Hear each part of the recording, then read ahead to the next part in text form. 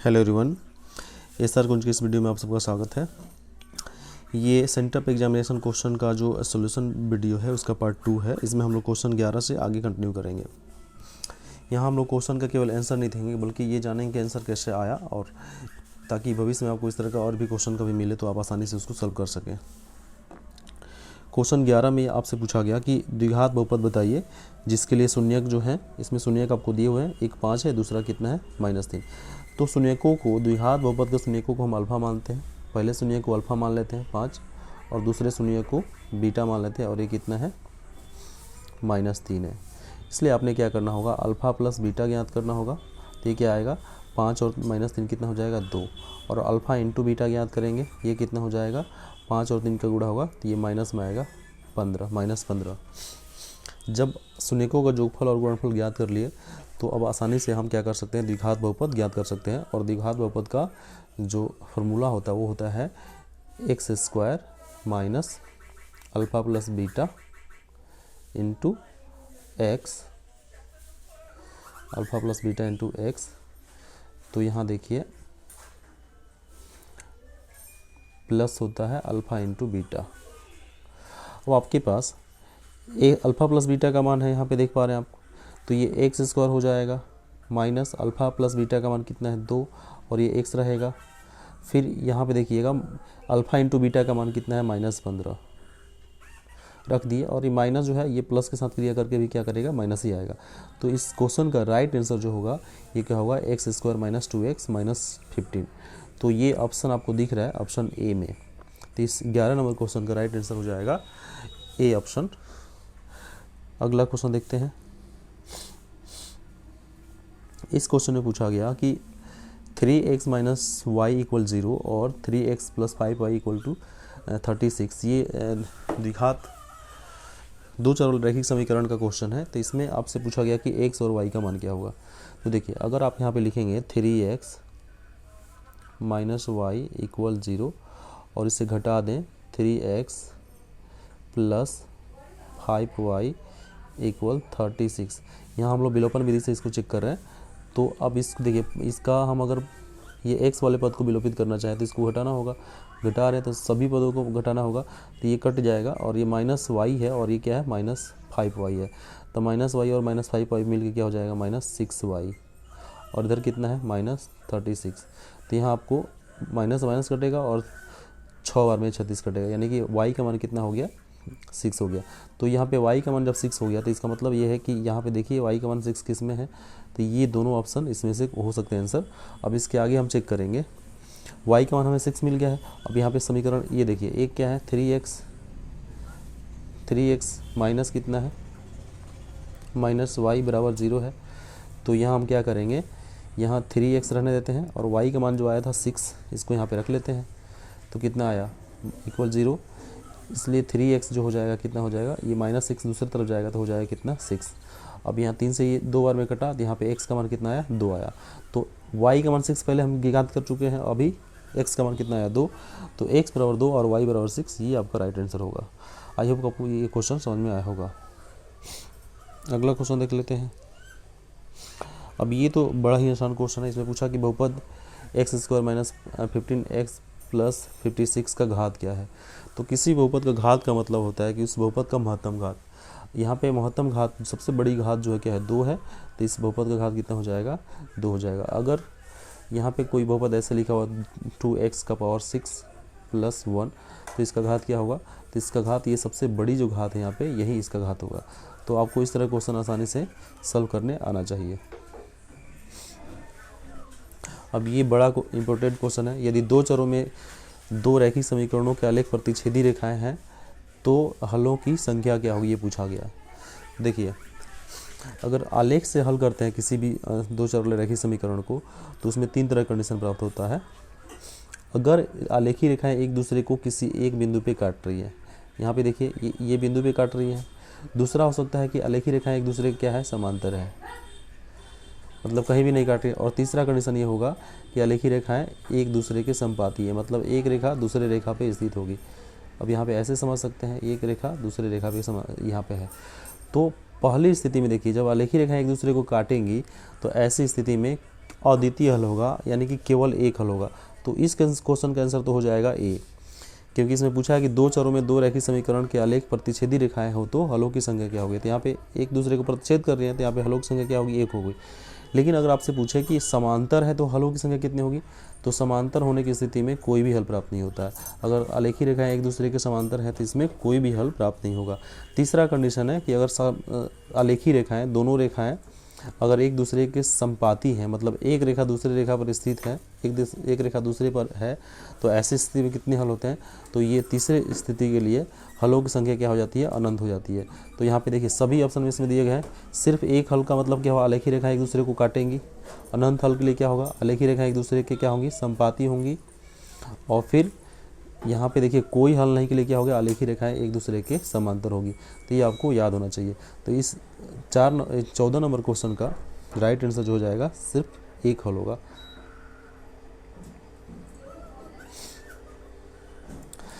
पंद्रह number question देखते हैं। यहाँ पे पूछा गया कि इस त्रिघात बहुपद px इक्वल x का power 3 minus 3x square plus x plus 1 के शून्यकों का योग क्या होता है। तो यहाँ पे शून्यकों का योग यानी कि अल्फा प्लस बीटा जो होता है माइनस बी बाई ए होता है। और आप देखिए यहाँ पे b क्या है, b का मतलब होता है x स्क्वायर वाले पद का गुणांक। तो यहाँ पे x स्क्वायर का गुणांक क्या है, -3, और a का मतलब होता है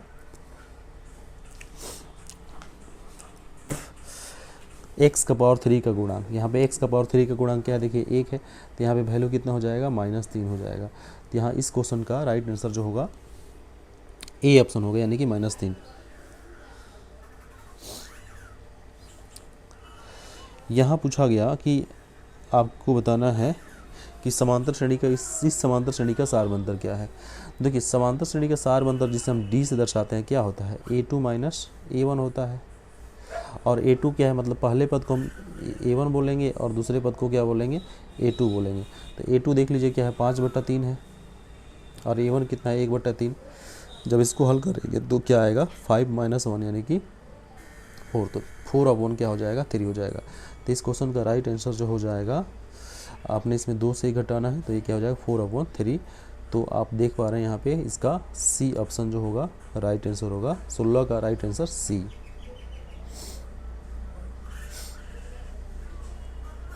अब यहाँ देखिए इसमें पूछा गया कि ये जो क्वेश्चन है इसमें पूछा गया कि ये ax² + bx + c = 0 के मूल समान हो तो निम्नलिखित में से कौन सा स्टेटमेंट सही होगा, कौन सा कथन सही होगा। तो देखिए d बराबर अगर 0 है, डिस्क्रिमिनेंट यानी विवेचक का मान 0 है तो क्या होता है, मूल समान होते हैं। d बड़ा है 0 तो क्या होता है, मूल वास्तविक और असमान होता है। अगर d लेस देन, d का मान 0 से छोटा है, यानी कि माइनस में अगर d का मान आ रहा है तो दिए गए समीकरण का क्या होता है, कोई मूल वास्तविक नहीं होता है। तो यहाँ पूछा गया कि मूल समान हो तो कौन सा कथन सत्य होगा। तो मूल समान होने के लिए क्या होगा, d बराबर 0 के होना चाहिए।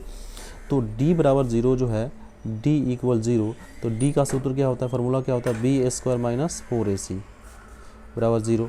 अब यहाँ पे देखिए b² को हम अगर बाएं तरफ रखें तो -4ac दूसरी तरफ जाएगा और ये क्या हो जाएगा, 4ac। तो यहाँ पे b² इक्वल क्या हो रहा है, 4ac के बराबर हो रहा है। तो आप ऑप्शन में चेक करिए क्या यहाँ पे है कहीं b² इक्वल 4ac, ये ऑप्शन नंबर ए में है। तो इसका राइट आंसर क्या हो जाएगा, ए हो जाएगा। अब ये पूछा गया, ये तो त्रिभुज से क्वेश्चन है। सभी वर्ग होते हैं, सभी वर्ग क्या होते हैं, समरूप होते हैं।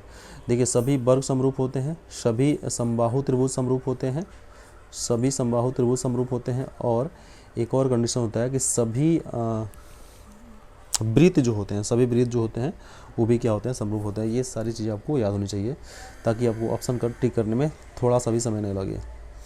यहाँ 19 नंबर क्वेश्चन में पूछा गया कि ये जो क्वेश्चन है इसमें पूछा गया कि ये जो है इस द्विघात समीकरण का मूल क्या है। तो ये सीधा सा फार्मूला है, आपको याद होगा तो आप आसानी से टिक कर पाएंगे। x जो होता है -b + √b² - 4ac, ये अपन में कितना 2 है। ये आपका इसका क्वेश्चन का राइट आंसर होगा।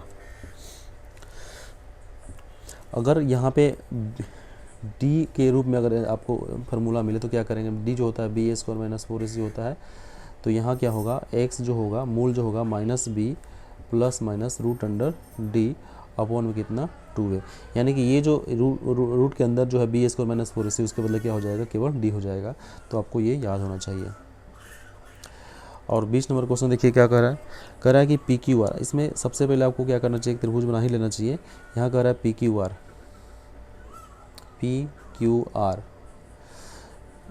में क्यू आर को, ये क्यू आर को कहाँ तक बढ़ाया गया, एस तक बढ़ाया गया। और यहाँ पे पी आर एस जो है, पी आर एस जो है इसका वैल्यू जो है 100 डिग्री है। और फिर पूछा पी क्यू आर ये इसका वैल्यू जो है 70 डिग्री है। तो पूछ रहा है कि क्यू पी आर, ये क्यू पी आर इसको पूछ रहा है, क्यू पी आर का मान पूछ रहा है, तो क्यू पी आर का मान बताना है। तो ये सिंपल सा क्वेश्चन है। बहिष्कोण पर में आप पढ़े हैं, बहिष्कोण क्या कहता है, बहिष्कोण का मतलब होता है कि किसी त्रिभुज की एक भुजा को बढ़ाया जाए। तो यहाँ पे ये आर पे जो कोण बन रहा है इस तरह का, ये कोण ये क्या कहलाएगा, बहिष्कोण कहलाएगा।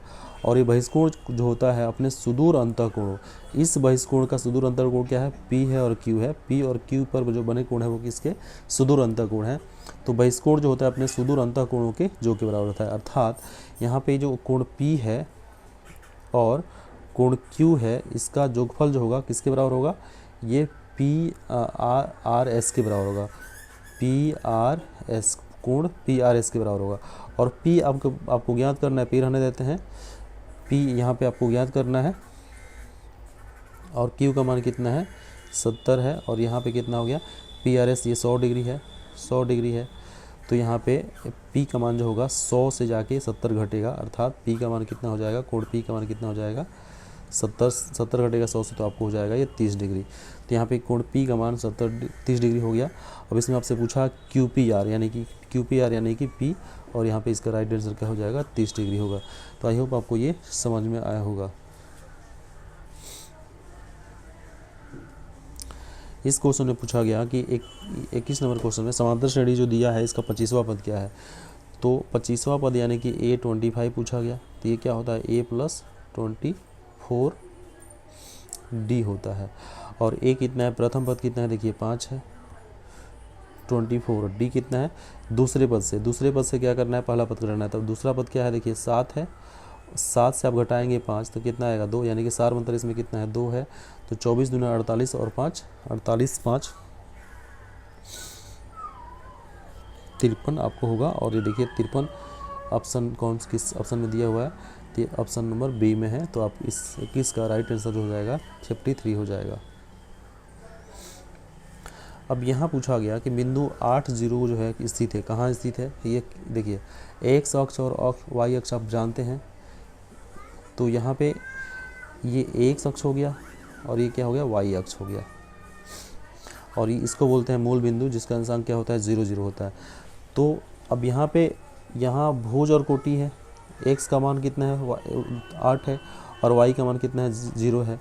तो अगर वाई का मान 0 है तो y का मान 0 यानी कि y निर्देशांक 0 है, तो इसका मतलब क्या है, ये जो बिंदु है इस x अक्ष पे स्थित होगी, x अक्ष पे स्थित होगी। आपको याद होना चाहिए कि x अक्ष पे कोई भी बिंदु स्थित है तो उसका निर्देशांक जो होता है x 0 के रूप का होता है।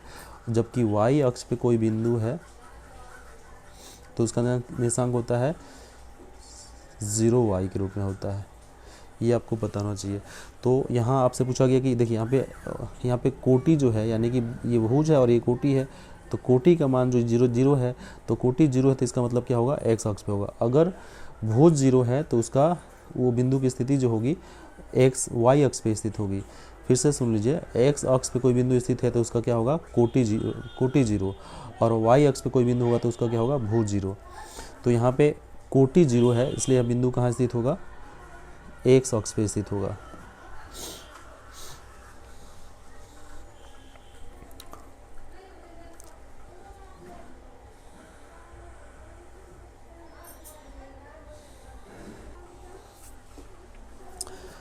अगला क्वेश्चन हम लोग देखते हैं। यहाँ पे क्वेश्चन जो है ये, अच्छा ये जो 22 नंबर क्वेश्चन है, इसमें आप इसको इस तरह भी समझ सकते हैं। अगर चतुर्थांश की बात करें तो ये प्रथम चतुर्थांश का चिन्ह क्या होता है, प्लस प्लस होता है, इसका क्या होता है, माइनस प्लस होता है, और इसका क्या होता है, माइनस माइनस होता है, और इसका क्या होता है, प्लस माइनस होता है।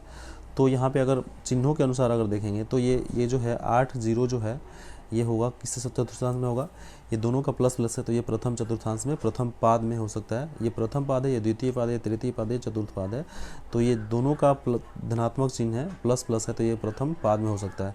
लेकिन यहाँ पे सही इसका आंसर जो होना चाहिए, ये अक्षों के आधार पर, मतलब निर्देशांक की बात कर रहा है, यहाँ पे बिंदु की बात कर रहा है, तो यहाँ पे आप इस रूप में जा सकते हैं, सी ऑप्शन के साथ जा सकते हैं।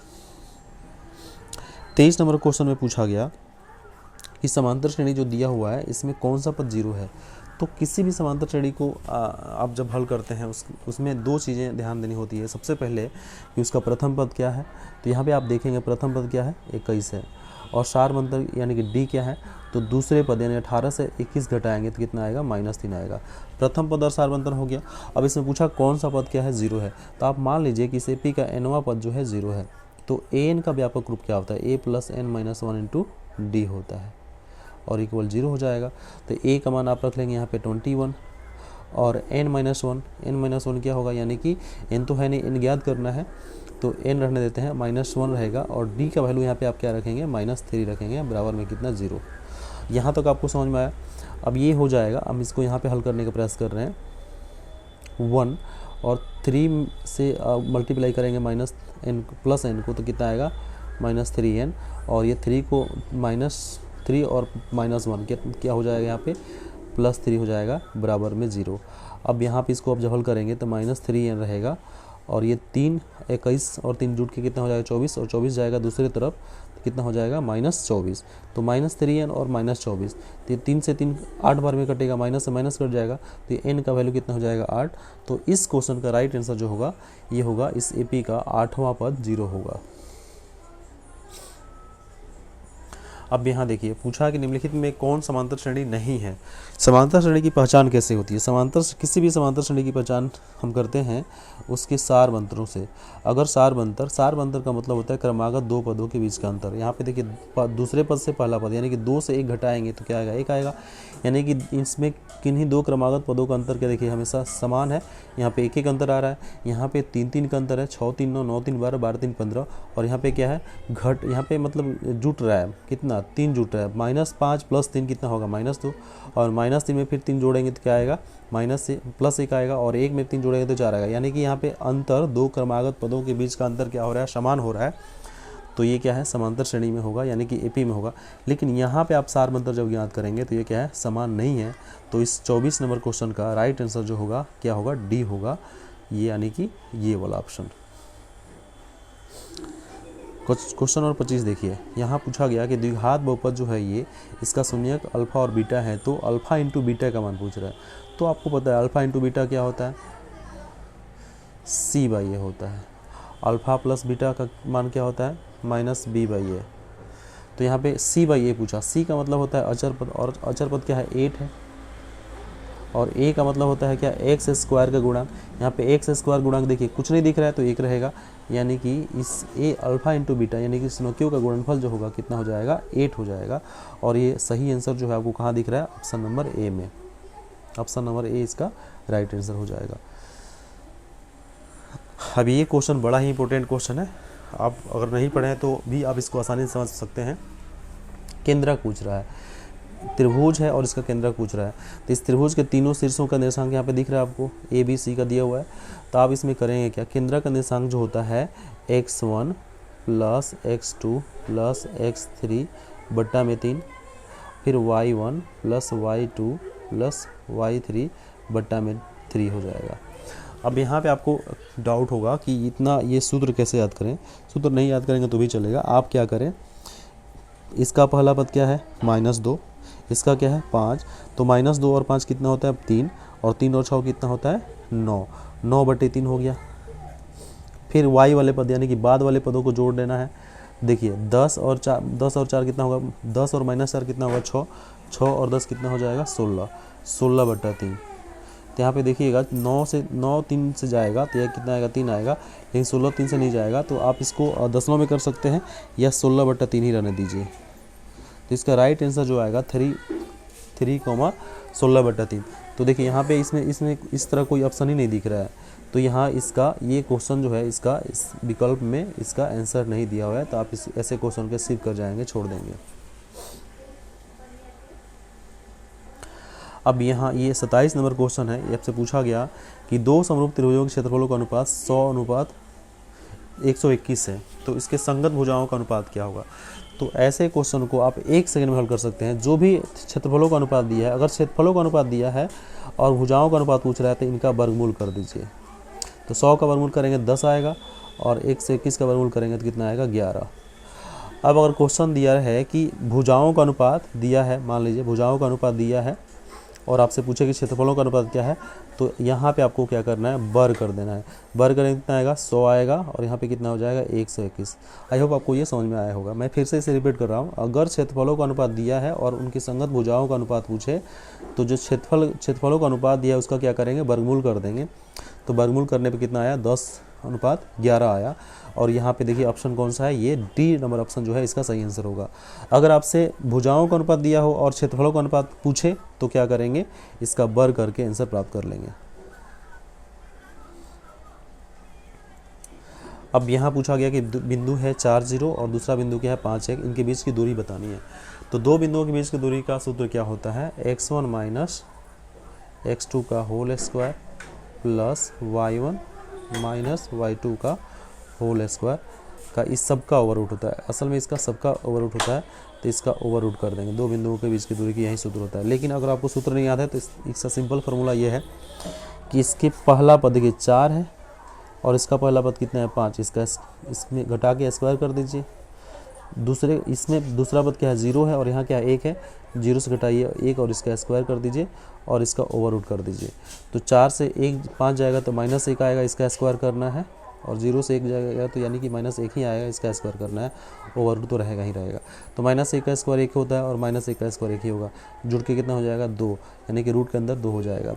तो इस क्वेश्चन का राइट आंसर जो होगा √2 होगा। देखिए ऑप्शन कौन सा है, बी ऑप्शन इसका राइट आंसर होगा। 28 का बी ऑप्शन सही रहेगा। पूछा गया दो समकोणिक त्रिभुजों में उनकी संगत भुजाओं का अनुपात सदैव समान होता है, ये किसने कहा है। तो ये थेल्स महोदय के द्वारा कहा गया है, ये आपको याद होना चाहिए। और ये थेल्स जो है इनके शिष्य कौन है, पाइथागोरस। न्यूटन के बारे में पढ़े ही हैं, ये फिजिक्स बल के सिद्धांत के बारे में इनके द्वारा बताया गया। और आर्यभट्ट जो है भारत के महान गणितज्ञ हैं और ये इनका संबंध बिहार से ही है, अपने बिहार से। मूल बिंदु का नियामक क्या होता है, मूल बिंदु का नियामक यानी कि मूल बिंदु का निर्देशांक क्या होता है। तो देखिए दोनों अक्ष एक दूसरे को जहाँ काटती हैं तो जो कटान बिंदु है उसी को बोलते हैं मूल बिंदु। और इस मूल बिंदु का निर्देशांक क्या होता है 0 0 होता है, ये आपको याद होना चाहिए। तो इसमें राइट आंसर जो हो जाएगा 30 का डी होगा, इसका डी ऑप्शन हो जाएगा।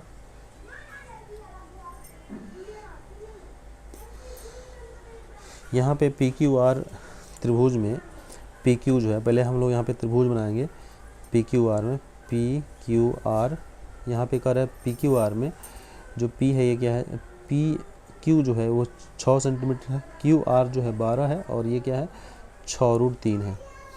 तो पूछ रहा है कोण P का मान बताना है कितना डिग्री होगा।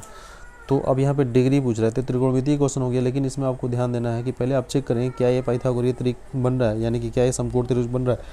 तो समकोण त्रिभुज चेक करने के लिए आपको करना होगा कि सबसे बड़ी भुजा का वर्ग करिए, 144 आएगा और बाकी दोनों छोटी भुजाओं के वर्गों का जो करिए। तो 6 का स्क्वायर करेंगे 36 आएगा और इसका स्क्वायर करेंगे तो ये आएगा 3 और 36 तियाँ 6 3 18 3 3 9 1 10 इतना आ रहा है। तो ये 144 आ रहा है। देखिए तो यहाँ भी दोनों के वर्गों का योग जो है 144 आया और बड़ी भुजा का वर्ग भी क्या आया 144। अर्थात अगर सबसे बड़ी भुजा का वर्ग अन्य दो भुजाओं के वर्गों के योग के बराबर है, जो यहाँ पे आपको दिख रहा है, तो यहाँ पे क्या बनेगा त्रिभुज बनेगा। तो बड़ी भुजा के सामने का कोण क्या हो जाएगा समकोण हो जाएगा। अब यहाँ पे त्रिभुज जो बना था PQR ऐसे बना था, तो यहाँ पे आप देखेंगे कि ये PQ 6 है और ये QR कितना है 12 है और ये कितना है 6√3।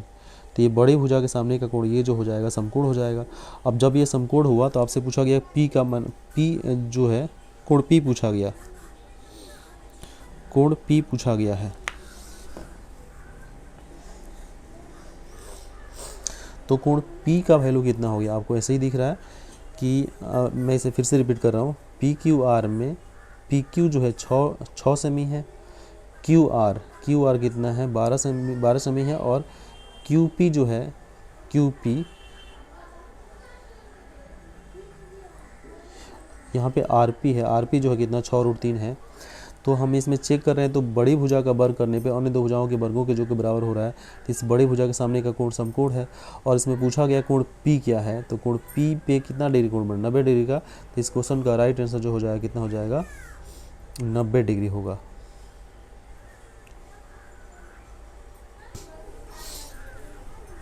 बत्तीस नंबर क्वेश्चन ये कह रहा है कि बिंदु इसमें दिए हुए हैं, दो बिंदु दिए हुए हैं, आप देख पा रहे हैं यहाँ पे ए जो है -3a है और बी जो है a 1, a+4 है को मिलाने वाली रेखाखंड का मध्य बिंदु चाहिए।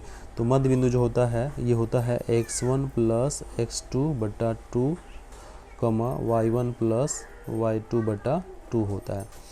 तो यहाँ पे देखिए ये x1 हो जाएगा और ये क्या हो जाएगा x2 हो जाएगा, ये x1 हो जाएगा और ये क्या हो जाएगा x2 हो जाएगा। तो -3 और 1 जोड़ेंगे तो कितना आएगा -2 आएगा, बटा 2 हो गया। और a और a+4 जोड़ना है तो क्या आएगा 2a+4 आएगा। दूसरा पद यहाँ पे a और a+4 जोड़िएगा तो क्या आएगा 2a+4 आएगा, बटा में कितना हो जाएगा 2 हो जाएगा। अब जब इसको हल करेंगे तो यहाँ पे पहले से ही दिया है कि इसका निर्देशांक जो है ये मिलाने वाले रेखाखंड का मध्य बिंदु क्या है -1 और 1 है। तो आपसे इसमें a का मान पूछा गया, तो मैं इसे और क्लियर कर देता हूँ। यहाँ पे -3 +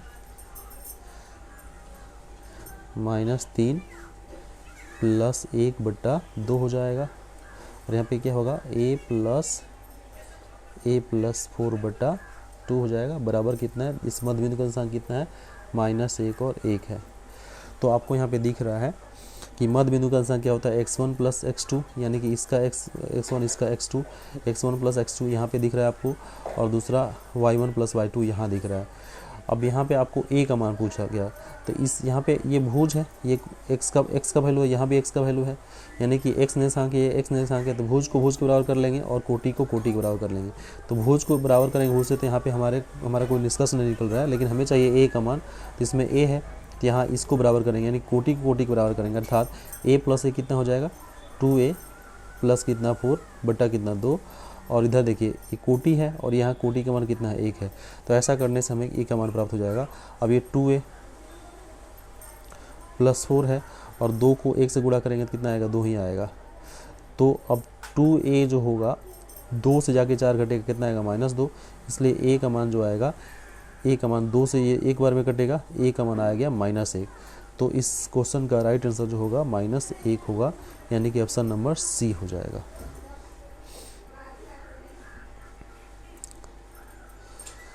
अब ये क्वेश्चन देखिए, ये तो थेल्स प्रमेय से संबंधित क्वेश्चन, त्रिभुज वाला चैप्टर से क्वेश्चन है, तो यहाँ पे दिया है। आप इसको अच्छा रहेगा कि आप ये फिगर बना लें। यहाँ पे लिखा हुआ कि ABC में DE जो है समांतर किसके BC के है, और AD/DB, यहाँ देखिए AD/DB जो है 1.5/3 है। तो आपको पता है जब DE समांतर BC होता है, आप लिखेंगे DE समांतर BC, इसलिए AD/DB जो होगा AE/EC के बराबर होगा, AE/EC के बराबर होगा। और आपके पास AD/DB का मान जो है देखिए यहाँ पे दिया है 1.5/3 दिया है, इसका मान दिया 1.5/3, और AE जो है AE का वैल्यू 1 दिया है, तो इसी नीचे रह जाएगा, इसी का मान पूछ रहा है। तो जब आप इसको हल करेंगे तो 1.5 में इसी से गुणा करेंगे तो यहाँ पे कितना आएगा 3 × 1, यानी कि 1.5 EC बराबर जो होगा 1/1.5 EC बराबर हो जाएगा 3 × 3, इसलिए EC का मान जो हो जाएगा 3 में आपको भाग करना है 1.5 से, तो ये कितना आएगा 2 बार में कटेगा। तो इस क्वेश्चन का राइट आंसर जो हो जाएगा वो क्या होगा A ऑप्शन, यानी कि 2 सेंटीमीटर। अब 34 नंबर क्वेश्चन पूछा गया कि cos 0, यहाँ पे cos थीटा है, ये cos थीटा है, cos थीटा जो है 5/13 है, तो cosec थीटा का मान पूछा गया।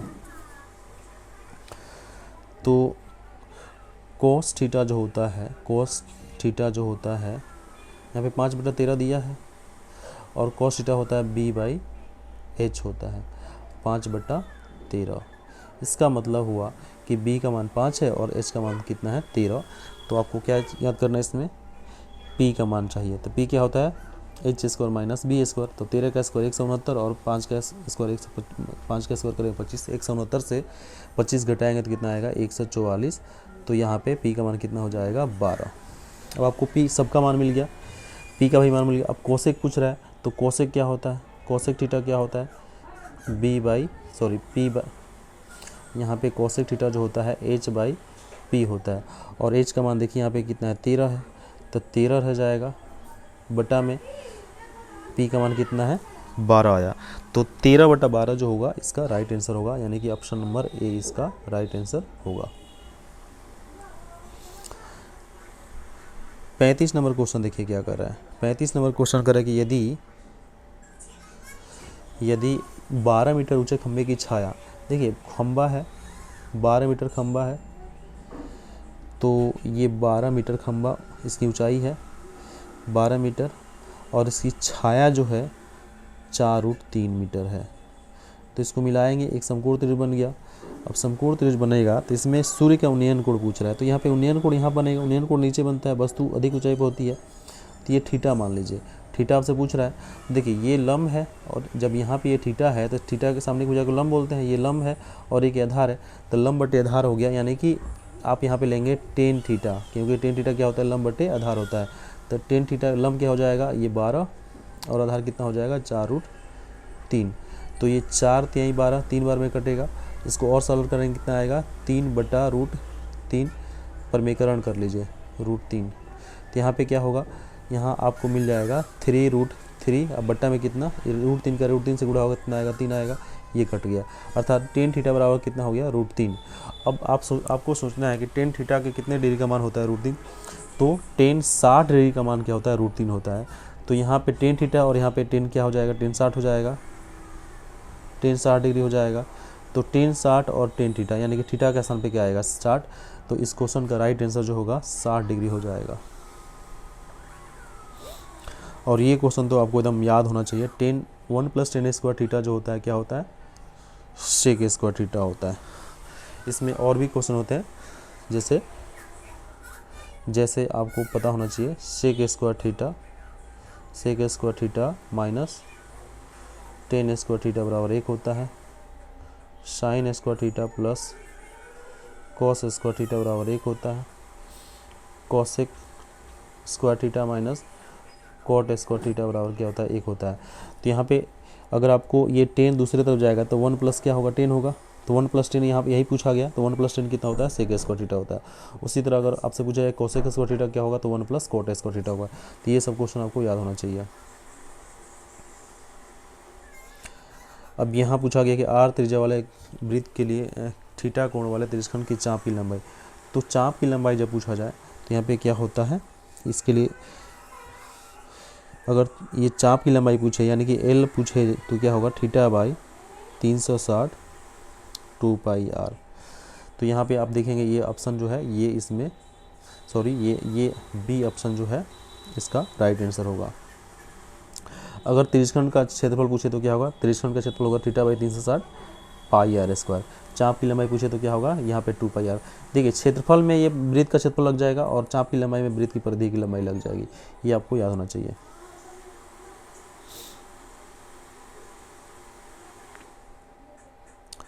ये पूछ रहा है कि एक वृत्त की परिमाप और क्षेत्रफल संख्यात्मक रूप से बराबर है। एक वृत्त की परिमाप, तो वृत्त की परिमाप क्या होती है 2πr और क्षेत्रफल क्या होता है πr²। तो पाई से पाई कटेगा, यहाँ पे 2r है, यहाँ पे क्या होगा r गुणे r लिख सकते हैं। तो r से r कट गया तो यहाँ पे 2 = कितना हो गया r, यानी कि r का मान कितना हो गया 2। तो यहाँ पे इस क्वेश्चन का राइट आंसर क्या हो जाएगा डी होगा, यानी कि 2 इकाई होगी। यहाँ a का वैल्यू 30 डिग्री है और पूछा sin a × cosec a का मान क्या होगा। तो देखिए sin थीटा a का मान कुछ भी हो, sin थीटा × cosec थीटा क्या होता है 1 होता है, cos थीटा × sec थीटा क्या होता है 1 होता है। उसी तरह tan थीटा × कॉट थीटा का मान क्या होता है, 1 होता है। तो ऐसे कोई भी क्वेश्चन आए तो आप आसानी से इसको सॉल्व कर सकेंगे। तो इस क्वेश्चन का sine A into cosec A का मान क्या हो जाएगा, साइन और कोसेक का गुणनफल क्या होता है, 1 होता है। तो इसलिए यहाँ पे क्या होगा, इस क्वेश्चन का राइट आंसर हो जाएगा ए ऑप्शन होगा। अब यहाँ पे आपको ए का मान 30 डिग्री देख के कन्फ्यूजन में नहीं आना है, इसका आंसर जो होगा ए ही होगा। अब यहाँ पूछा गया कि एक चक्कर में 14 सेंटीमीटर त्रिज्या के पहिए द्वारा तय की गई दूरी क्या होगी। एक चक्कर में 14 सेमी त्रिज्या वाले पहिया द्वारा तय की गई दूरी क्या होगी। तो पहिया जो एक चक्कर लगाएगा यानी कि वृत्त की परिधि के बराबर दूरी तय करेगा। तो यहाँ पे त्रिज्या दी हुई है, तो पहिए की परिधि क्या होती है 2πr, 2 गुणे पाई का मान 22/7 रखेंगे आप, और आर का मान कितना है 14 है। जब इसको आप सॉल्व करेंगे तो 7 दूनी 14, तो 2 दूनी 22 चौ 8, 22 दूनी 44, 44 दूना कितना होता है 88। तो ये जो वृत्त की परिधि होगी वहीं पहिए द्वारा तय की गई दूरी के बराबर होगी। तो यहाँ आपका इस क्वेश्चन के लिए राइट आंसर क्या हो जाएगा, 88 सेंटीमीटर। यहाँ पूछा गया कि सेक 90 माइनस ए क्या होता है। देखिए यहाँ पे आपको याद होना चाहिए साइन 90 माइनस थीटा जो होता है कॉस थीटा होता है, और कॉस 90 माइनस थीटा क्या होता है, साइन थीटा होता है। उसी तरह सेक 90 माइनस थीटा जो होगा कोसेक थीटा होगा, और कोसेक 90 माइनस थीटा क्या होगा, सेक थीटा होगा। Ten 90 minus theta cot theta होता है, और कोट 90 माइनस थीटा क्या होता है, टेन थीटा होता है। तो यहाँ पे सेक 90 माइनस ए पूछा, तो इसलिए यहाँ पे क्या होगा, कोसेक ए हो जाएगा। तो इस 41 का राइट आंसर जो हो जाएगा सी होगा। अब यहाँ पूछा गया कि यदि शंकु की त्रिज्या और तिर्यक ऊंचाई दी हुई तो इसका वक्रपृष्ठ क्षेत्रफल क्या होता है। तो ये शंकु हो गया, शंकु का वक्रपृष्ठ ये होता है। तो शंकु का वक्रपृष्ठ का सूत्र आपको याद होना चाहिए πr/l होता है। तो इस क्वेश्चन का राइट ऑप्शन जो होगा बी होगा। यहाँ पूछा गया कि निम्नलिखित में कौन 1/2 के बराबर है। तो साइन 60 का मान √3/2 होता है, कॉस 30 का मान क्या होता है √3/2, साइन 45 का मान होता है 1/√2, और साइन 30 का मान होता है 1/2। तो इस क्वेश्चन का राइट आंसर जो हो जाएगा डी हो जाएगा। 44 नंबर जो क्वेश्चन है इसमें ये पूछा गया कि दो बेलनों की त्रिज्याओं का अनुपात 2:3 है और ऊंचाइयों का अनुपात 3:2 है। तो इनके आयतनों का अनुपात देखिए, एक का आयतन V1 दूसरे का V2 मान लेते हैं। तो आयतनों का अनुपात आयतन क्या होता है, बेलन का आयतन क्या होता है πr²h, यहाँ पे 1 मान लेते हैं πr2h2। तो पाई से पाई कट गया।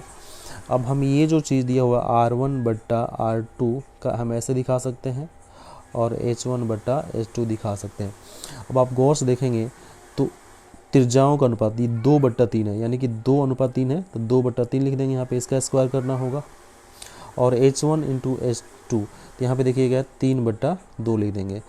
तो ये फाइनली जो होगा 2 का स्क्वायर करेंगे 4 और 3 का स्क्वायर करेंगे 9, गुणा कितना से होगा 3/2 से। तो 3 बार में 9 3 बार में कटेगा, 2 बार में कटेगा। तो 2/3 जो होगा इसका राइट आंसर होगा, यानी कि 2/3 यानी कि 2:3। तो देख लेते हैं इसका क्या ऑप्शन है। यहाँ पे ऑप्शन इसका हो जाएगा डी इसका राइट आंसर हो जाएगा।